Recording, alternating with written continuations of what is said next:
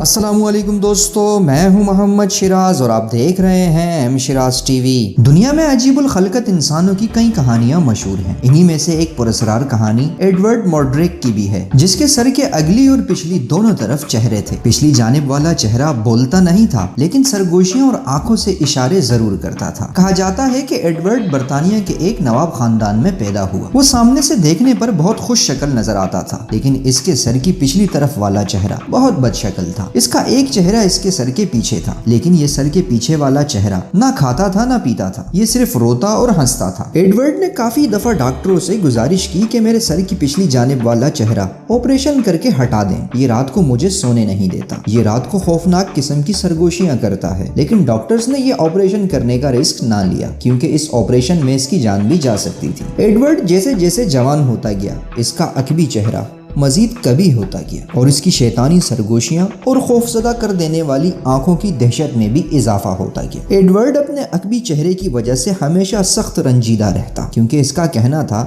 کہ یہ ساری رات سرگوشیاں کرتا رہتا ہے اور اسے کبھی چین نہیں لینے دیتا۔ یہ چہرہ ہر آتے جاتے شخص کو گھورتا بھی ہے اور انہیں دیکھ کر عجیب و غریب انداز سے بڑبڑاتا بھی ہے۔ کہا جاتا ہے کہ جب ایڈورڈ اپنی حالت زار پر روتا تو یہ شیطانی چہرہ طنز یا مسکراہٹ سے کھل اٹھتا۔ ایڈورڈ نے اپنی تکلیف سے دل شکستہ ہو کر 23 سال کی عمر میں زہر کھا لیا۔ ایڈورڈ نے خودکشی کرتے وقت ایک خط چھوڑا، جس میں کہا گیا تھا کہ اس کے عقبی چہرے کو تدفین سے پہلے کاٹ کر علیحدہ کر دیا جائے تاکہ وہ قبر میں اس کے شر سے محفوظ رہ سکے۔ دوستو، یہ کہانی تھی دو چہروں والے شخص کی، جسے تاریخ میں ایڈورڈ مورڈریک کے نام سے جانا جاتا ہے۔ آپ کو ایڈورڈ مورڈریک کے بارے میں جان کر کیسا لگا؟ ہمیں کمنٹ سیکشن میں ضرور آگاہ کیجیے۔ ویڈیو کو لائک کرنے کے ساتھ ساتھ جو دوست چینل پر نئے آئے ہیں ان سے ریکویسٹ ہے کہ چینل کو سبسکرائب کرتے ہوئے ساتھ موجود گھنٹی کو بجا کر آل پر بھی سلیکٹ کر لیں، تاکہ مستقبل میں بھی آپ کو ایسی منفرد اور انفارمیٹیو ویڈیوز ملتی رہیں۔ اپنا بہت سا خیال رکھیے گا، ملتے ہیں نیکسٹ ویڈیو میں، تب تک کے لیے اللہ حافظ۔